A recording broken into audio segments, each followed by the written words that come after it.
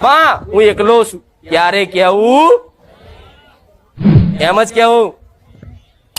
ભલે સંસાર માટે દુનિયા માટે હું એકલો દેખાતો, પણ મારી પાછળ છે ને મારી વાઘ જેવી માતા બેઠી છે.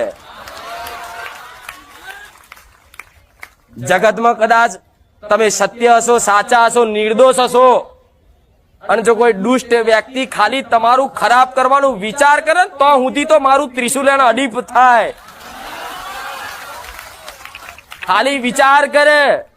મારો દીકરો જો સાચો હોય, સત્ય હોય, અને નિર્દોષ હોય, અને ભોળ્યો હોય, અને કોઈ વ્યક્તિ કદાચ એના પાડવાની, એના નુકસાન કરવાની, એનું અહિત કરવાનું ખાલી વિચાર કરે ને વિચાર, તોથી મારું ત્રિશુલ અડી જાય.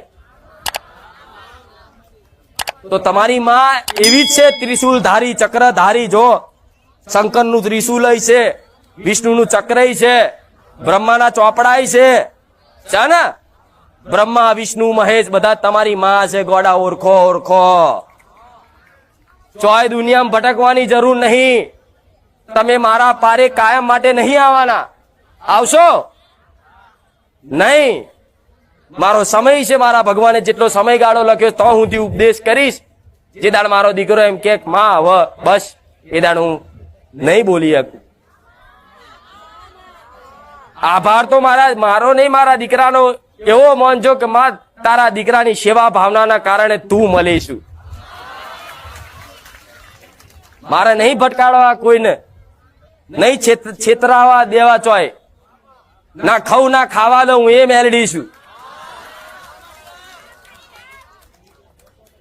એટલે રોજ કહું, દુઃખ ને એક બાજુ મેલી તમારી માતાના શરણ ઝાલ લો. અરે ગ્રહો ગમે તેવા હશે, નડવા વાળા દેવ ગમે તેવા હશે, એટલે કર્મો ગમે તેવા હશે, હજારો લાખો પાપ હશે, પણ તમારી એક માં, તમારો એક કુળનો દીવો, એના વાલથી ને એના પ્રેમથી બધા પાપ દૂર થઈ જાય, નષ્ટ થઈ જાય. ગમે તેવા કર્મો હોય, ગ્રહો હોય ને એના પાતાળમાં ઘાલી દે તમારી માં. તમારો એક કુળનો દીવો, એના વાલથી ને એના પ્રેમથી બધા પાપ દૂર થઈ જાય, નષ્ટ થઈ જાય. ગમે તેવા કર્મો હોય, ગ્રહો હોય ને એના પાતાળમાં ઘાલી દે તમારી માં. અને એની શક્તિ પર તમે સંદેહ કરો છો, એની શક્તિ પર શંકા કરો છો કે મારી મહાકાળી ઘેર બેઠી દીવા કરું છું પણ મારી હોમ્યું નહીં જોતી. અરે ગોડા, મહાકાળીએ તો રાક્ષસોને હણી હણી લોહી પીધા, અને એવી મહાકાળી પર શંકા કરો. ચંડ મુંડ